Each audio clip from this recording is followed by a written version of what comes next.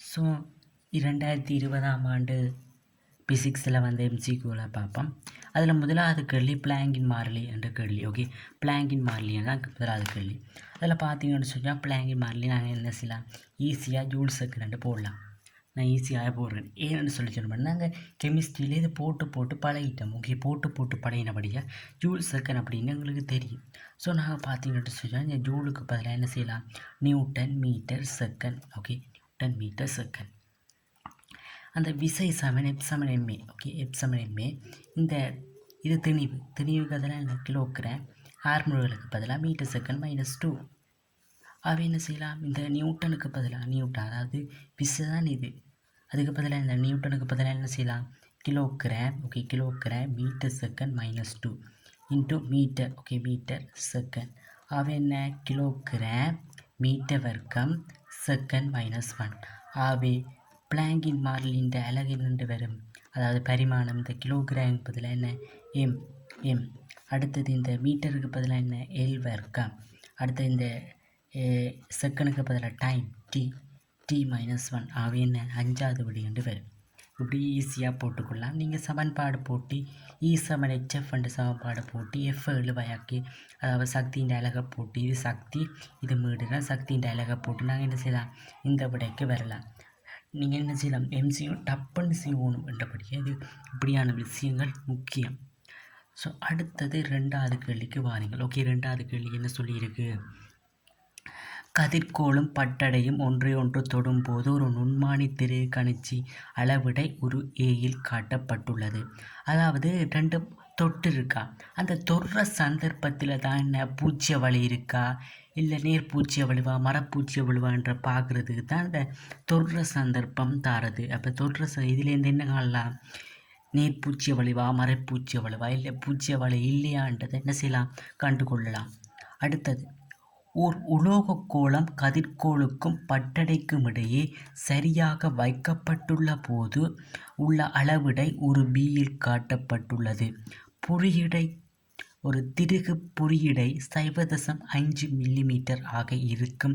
அதேவேளை வட்ட அளவிடை 50 சம பிரிவுகளாக பிரிக்கப்பட்டுள்ளது.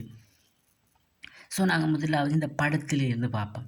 ஸோ இந்த படத்திலிருந்து பார்க்க என்ன செய்ய, இதுதான் அந்த தொடுற சந்தர்ப்பம். அந்த தொடுற சந்தர்ப்பத்தில் என்ன செய்யலாம், பூச்சிய வலை இருக்கா இல்லையான்றது. பூச்சிய வலை இருக்கா, பூச்சிய வலை இதிலையும் சைவர் உண்டாக பொருந்தினா பூச்சிய வலை இல்லை. இது கீழே இருக்குது பூச்சியம், பாருங்க கீழே இருக்குது பூச்சியம். அவை ஏதோ நேர் பூச்சிய வலுவோ மறைப்பூச்சிய வலுவோ ஏதோ ஒரு பூச்சிய வலி இருக்குது என்ற அர்த்தம். அதாவது சைவர் கீழே இருக்குது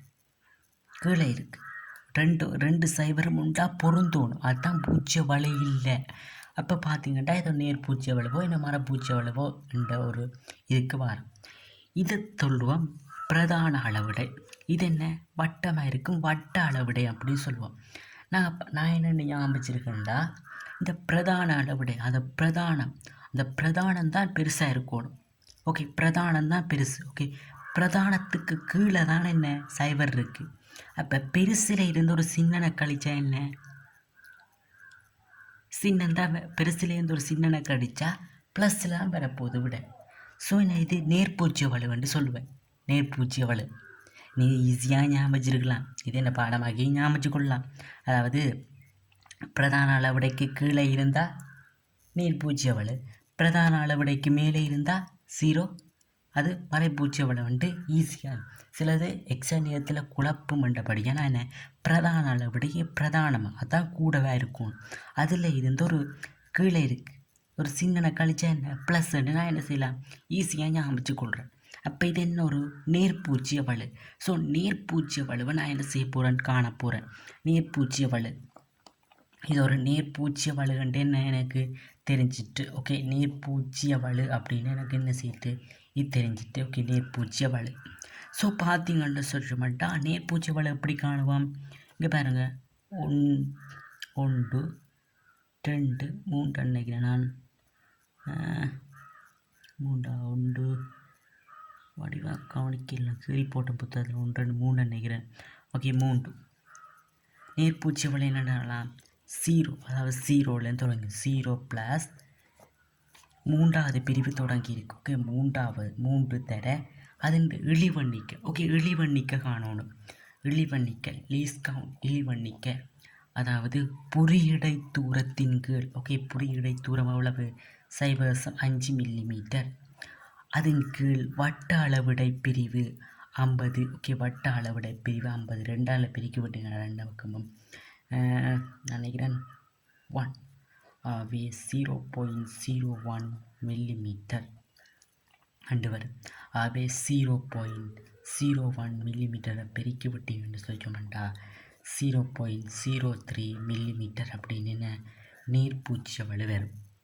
விளங்குதா? மூன்றோட அதாவது 0 1 2 3 பொருந்தபடியாக 3 போடுறேன். அதன் இழிவண்ணிக்கை இது தியரியில் படிச்சிருப்பீங்க, பார்த்துக்கொள்ளுங்க. அடுத்தது நாங்கள் என்ன செய்யலாம்? நீர்ப்பூச்சி வலு கண்டுட்டோம். இனி வாசிப்பை பார்ப்போம். ஸோ வாசிப்பை பார்ப்போம். ஓகே, வாசிப்பை பார்ப்போம். ஸோ வாசிப்பு என்ன சொல்லுது அப்படின்னு பார்த்தீங்கன்னு சொல்லிச்சோம்டா இங்கே பாருங்க, குறியீடை அதாவது திருகு குறியீடை 0.5. இங்கே பாருங்க, இது 2, இது 3, இது 2.5, இது 3, இது 3.5. நான் 0.5 சொல்கிறேன்னுவலாம். இங்கே பாருங்க, புரியடை தூரம் 0.5 மில்லிமீட்டர். 0.5 மில்லிமீட்டர். அப்போ புரியடை தூரம் 0.5 மில்லிமீட்டர் வழியாக இது 0.5 மில்லிமீட்டராக தான் இருக்கும். So 0.5 millimetre. அப்போ 2, 2.5, 3, 3.5. அவை என்ன வாசிப்பு? 3.5 millimetre plus. Okay, 3.5 millimetre plus 30, 31. 30, 31 பேர் 30. அடுத்த 31 இதோட தொடங்கு. இதோட இதான் பார்க்கணும். 31 ப்ளஸ் 31. 31 தர அதன் இழிவண்ணிக்க அதாவது இழிவண்ணிக்க 0.01 மில்லிமீட்டர் அப்படின்னு வரும். சுருக்கிங்களில் சுற்றமாக 0.5 மில்லிமீட்டர். ஓகே, மில்லிமீட்டர் சக 0.31 மில்லிமீட்டர். கூட்டி நீங்கள் எவ்வளோ வருது பாருங்கள், 3.81 மில்லிமீட்டர் அப்படின்னு வரும். இது நேர்பூச்சிய வலு. இதே ஒரு வலு இருக்கிற இது அதில் ஒன்றை அழகேக்க அதுக்கும் வலு கண்டபடி அது நேர்பூச்சி வலு வந்து நாங்கள் முதலே தெரிஞ்சிட்டு. இப்போ நேர்பூச்சி வலு வந்த என்ன? உண்மை வாசிப்பு என்னென்று காணுவோம். ஓகே, உண்மை வாசிப்பு. ஓகே, உண்மை வாசிப்பு எப்படி காணுவோம்? ஓகே, உண்மை வாசிப்பு நீர்ப்பூச்சி வலுவன்ட்டா என்ன? அந்த வாசிப்பில் இருந்தால் அந்த வலுவை கழிச்சா நீங்கள் உண்மையான வாசிப்பு வரப்போகுது. இதெல்லாம் தியரியில் படிச்சிருப்பீங்க, நான் அதுக்கு சொல்கிறேன். Metre 0.03 millimetre. Okay, millimetre. சுருக்கி நீங்கள் என்ன செய்யணும்னா 3.78 மில்லிமீட்டர் அப்படின்னு வரும். ஓகே, 3.78 மில்லிமீட்டர் அப்படின்னு வரும். இது விளங்குதா? சரி, அடுத்தது மூன்றாவது. ஓகே, மூன்றாவது கேள்வி. ஒரு சாதாரண மனித செவியின் கேட்டலில் நுழைவாச்சரிவு 10⁻12 வாட்/மீட்டர்-2 ஆகும். இதனை ஒத்த ஒளிச்சரிவு மட்டம். நாங்கள் ஒளிச்சரிவு மட்டம் பீட்டா சமன் 10 log 10 I/I0 கண்டுபிடிச்சிருப்போம். ஐயண்டா என்ன? ஒளிச்சரிவு. இது கீழ்த்தகவு நுழைவாய்ச்சரிவு. I0 கீழ்த்தகவை நுழைவாய்ச்சரிவு. இப்போ பார்த்தீங்கன்னு சொல்லிச்சோன்னா 10 log 10 I. இங்கே பாருங்க, மனித செவியின் கேட்டலின் நுழைவாச்சரிவு 12. அப்போ நீங்கள் கேட்டலின் நுழைவாச்சரிவு 10⁻12 போட்டுட்டீங்க. சரி, ஒளிச்சரிவு என்ன? ஒளிச்சரிவு தரையிலேன்ட்டு மினக்கரையில் அதுக்கு 10⁻12. இந்த கேள்வியில் ஒரு என்னன்னு சொல்கிறது, ஒரு சாதாரண கேட்டலின் ஒளிச்சரிவு 10⁻12.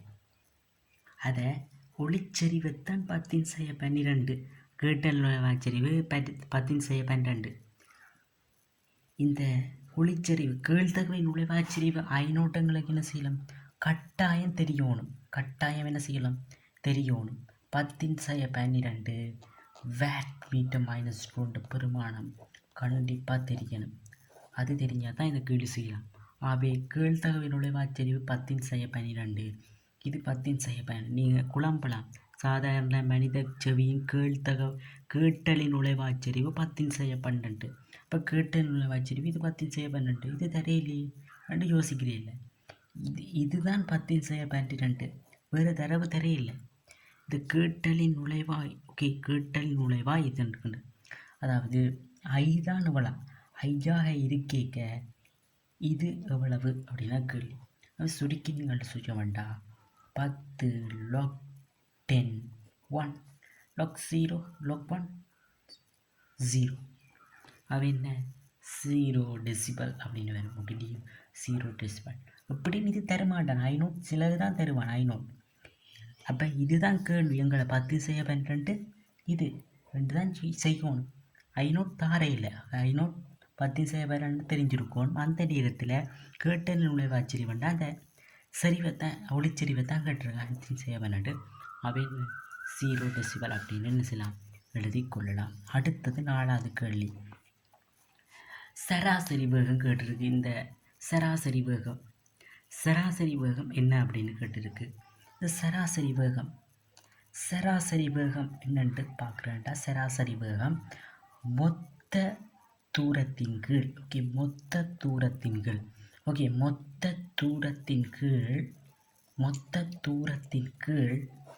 மொத்த நேரம். ஓகே, மொத்த தூரத்தின் கீழ் மொத்த நேரம் அப்படின்னு வரும். ஓகே, மொத்த தூரத்தின் கீழ் மொத்த நேரம்.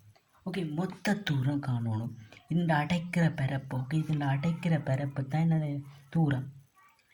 அது டப்புன்னு உங்களை வராட்டிஞ்சு வருங்க. மீட்டர் செகண்ட் -2 செகண்ட் பெருக்கினா என்ன? மீட்டர் 2 வரும். மீட்டர் என்ன?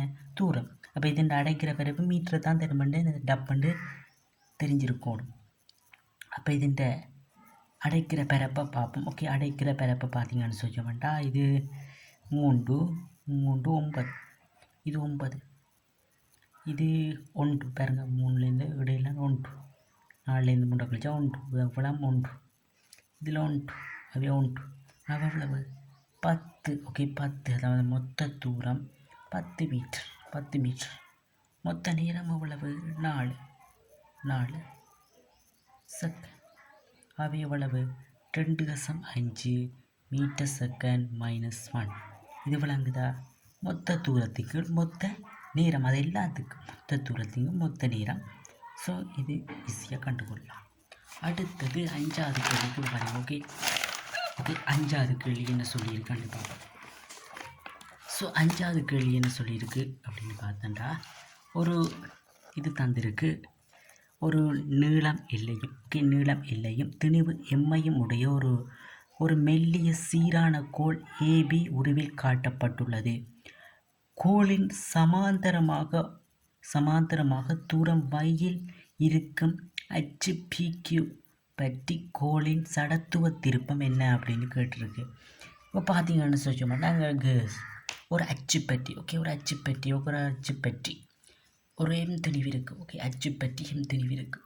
ஒரு அச்சுப்பற்றி எம் திணிவு இருக்குது. ஓகே, அச்சுப்பற்றி எம் திணிவு ஒரு அரையுடைய இதில் சடத்துவ திருப்பம் நாங்கள் படிச்சிருப்போம். I = எம்மா ஸ்கேல். இது என்ன போடுறோம்னா செங்குத்து தூரம் தான் இதுக்கு போடுவோம். செங்குத்து தூரம் ஒரு எம் திணிவு ஒரு அச்சுப்பற்றி எம் திணிவுடைய ஒரு இது அரையுடைய ஒரு அச்சுப்பற்றி. இந்த அச்சுப்பற்றி தூரத்தில் செங்குத்து தூரத்தில் இருக்கிற ஒரு எம் திணிவினுடைய சடத்துவ திருப்பம் I = எம்மா ஸ்கேல் அப்படின்னு படிச்சிருக்கிறோம். இப்போ பார்த்தீங்கன்னு சொல்ல மாட்டா இதில் பாருங்கள். இந்த கேள்வியில் ஏபி. ஓகே, ஏபி எல்லையும் திணிவு எம்மையும் உடைய ஒரு மெல்லிய சீரான கோள் ஏபி கோளுக்கு சமாந்தரமாக இருக்கான் y தூரத்தில். PQவின். ஓகே, அதாவது PQ அச்சுப்பற்றி. ஓகே, PQ அச்சுப்பற்றி அந்த ஏபி இந்த சடத்துவ திருப்பம் என்ன அப்படின்னு கேட்டிருக்கு. இந்த அச்சுப்பட்டி தான் கேள்வி. ஓகே, இந்த அச்சுப்பட்டி. ஸோ இந்த அச்சுப்பட்டி நான் கேட்க இந்த அச்சுப்பட்டி. ஸோ இந்த அச்சுப்பட்டி. ஸோ பார்த்தீங்கன்னு சொல்லுவேன்டா ஒவ்வொரு திணிவு. ஓகே, ஒவ்வொரு திணிவாக வட்டோம். ஓகே, ஒவ்வொரு திணிவாக வட்டோம் பாருங்கள். ஒவ்வொரு அந்த தியரியில் படிச்சிருப்பீங்க. ஒவ்வொரு திணிவாக வட்டி தான் நாங்கள் செய்கிறோம்ன்ட்டு படிச்சிருப்பீங்க. இப்போ ஒவ்வொரு திணிவாக வெட்டுறோம். ஓகே, ஒவ்வொரு திணிவாக வெட்டுறோம். நாங்கள் செங்குத்து தூரம் தான் போடுவோம். இதுக்கான செங்குத்து தூரம் வை, எல்லாம் வை. ஓகே, எல்லாம் வை. இப்படியெல்லாம் போடுறதில்லை, இப்படி வை.